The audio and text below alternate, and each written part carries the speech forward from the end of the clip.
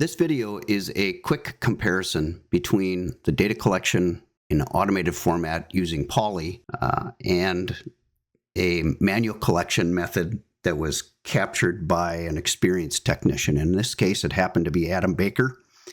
Adam's a PhD with 10 plus years experience researching milkweed, extremely well qualified to be able to look at this and understand how manual efforts compare to the automated methods. And Adam is with Davey Resource Group. They've been kind enough to work together with us on this. It's been a great experience working with them, and I just want to extend my appreciation for having them be part of this. So with that said, what we did is we took a half mile of right-of-way underneath a power line, and Adam went out and counted along that power line. And then when he was finished, a little bit later, it was a few weeks later, we went out and flew actually with the drone, and we captured the data, scheduling or planning a flight to be 100% coverage. And during the process of the data collection effort, as you can see here, we can see how many milkweed are in each one of these images. Well, a couple of images were missed, and the camera just didn't trigger during flight. And so under those instances, we've taken some of that into consideration with the way we've designed and built the technology, so we can interpolate between these different images to come up with reasonable estimates. And so we're going to compare what we collected to what Davey Resource Group collected in Adam Baker. So with that said, we'll start here, and this is the flight test and the data collected and what we did. So it's roughly a half mile long field photo footprint. If you combine the footprint of all of the images, it ends up being a little bit over 4 acres. And the percentage of coverage is 90%. Like I said, a handful of those images didn't trigger.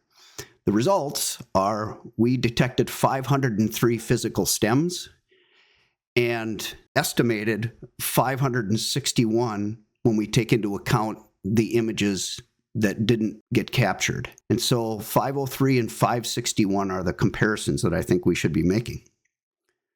So I created a table that represents the activity between Polli and the manual collection. And so time to collect the data collection and input. In this case, it's 6 minutes to fly that route, capture the imagery and all of the corresponding metadata that goes into the images, along with the manual method here, which was roughly 3 hours and 30 minutes to collect and input the data so that it could be in a process where a report could be produced, let's say out of Excel or something like that.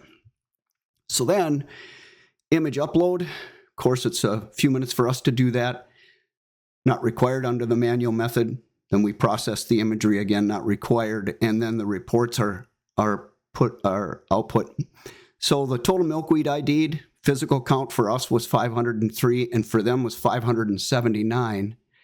However, when we take the estimated count into consideration, we see that the missed images and making an estimate for those images, we come up with 561.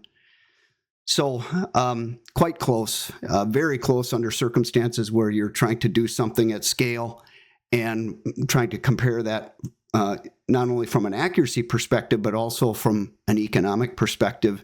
And so in 14 minutes, we were able to process and do all of that versus 3 hours and 31 minutes. So a time savings with Polli of 3 hours and 17 minutes, which is roughly 15 times faster, a little bit more than 15 times faster. So it's a great comparison, shows you what the accuracy, efficacy, and value of trying to take something to scale where this is able to support what you're trying to do. And we appreciate your interest, really appreciate Davey and Davey Resource Group and taking the time to work with us to do this. Special thanks to Adam. And if you'd like to learn more, we'd love to hear from you. Thanks for your interest.